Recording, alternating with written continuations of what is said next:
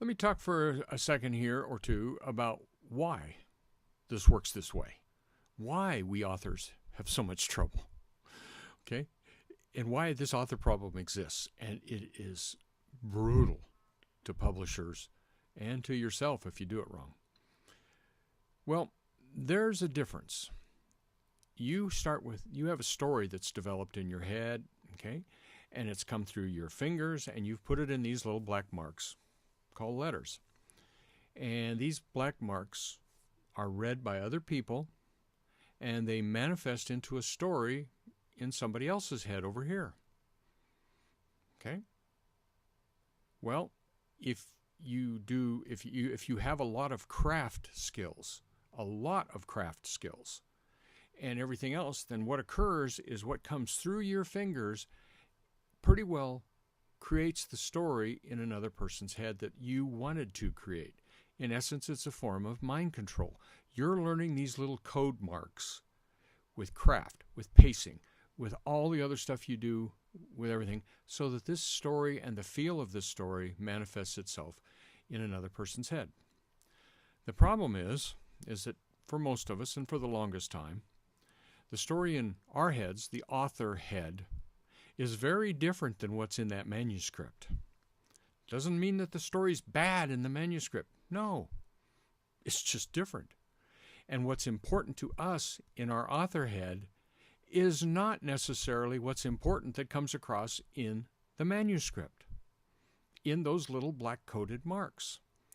So why we can't, and we are the worst judges of our own work, is because when we read our coded marks, the story's already here. We think it works. Oh, that's great. Oh, that's boring. So you take that boring part out, and then you take your own voice out. That's why you should never rewrite, is because you take your own voice out. You take all the cool stuff that's you out of your story, because that's the boring stuff. Okay? And so what occurs is we already got the story here. And so when we read our coded marks, the story just comes right back. It's a memory to us. But that's not how somebody else is going to read those coded marks. That's the issue. That's the issue. So if you get all locked in onto your coded marks from here to here, that's the author problem. Over here is the manuscript. It's a different entity. It exists in a different world, and people are going to take different things out of it than what's in your head. Sadly, but that's the truth. They will. So you got to have help figuring out, what did I write? What genre is that even in? You got to understand that sales copy is only the first chapter, anything that happened in the first chapter, and it's not about plot. It's about what the book's about. So you got to have someone help you maybe say, what's this book about? Things like that. Okay? It's this author problem manifests because we think that what we typed is exactly what's in our head. Well, when you get good enough, like Stephen King and Dean Koontz, people like that, then probably 95% of the time, what's in their head ends up in the manuscript. People like me, I'm good at craft. I am frighteningly good at craft. I've been studying it for a long time. That's why I can teach so much of this stuff. And I'd probably say 60 to 70% for me. Maybe a little more for Chris, because she's really good at getting it down that way. She's better, but she doesn't analyze craft as much as I do. Someone who's only written 20 or 30 novels, they're probably at 40%, 30, 40%. That means 60% of the time, what's on the manuscript might be a perfectly fine story, might be a perfectly good novel, but it's not what's in their head. Okay, and that's the thing. The first time I saw this truly manifest in an interesting way was Chris. Had been together just a year or so. We had started a workshop. She had written this incredibly heartwarming novel, not novel, short story that she turned into the workshop. And all the way around, the people just loved it. They just loved it. And at the break, went outside, and she walked out to the car. She said, I need some air. She was furious.